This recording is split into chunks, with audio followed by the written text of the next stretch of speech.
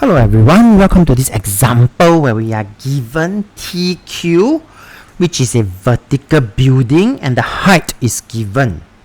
Great. 80. Okay, as seen in this diagram. And the angle of depression of car P from the top is 40 degrees, which is also shown in the diagram itself. Right? So this is the angle of depression.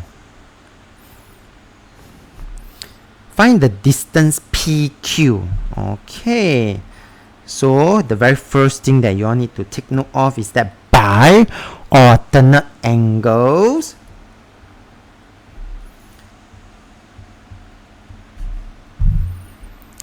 angle TPQ is 40 degrees. Okay? And that will enable us to solve for the problem.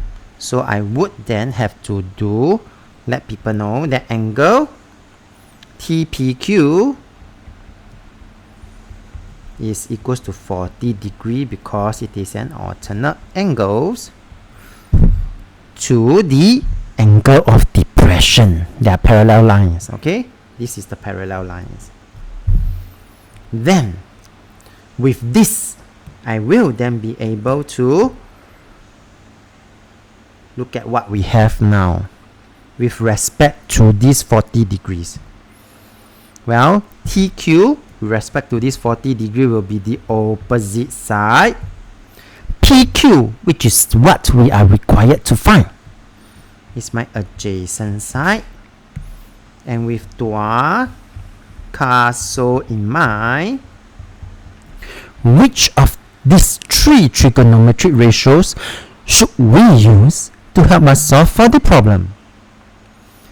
Yes, since I have O and I need to find my adjacent side,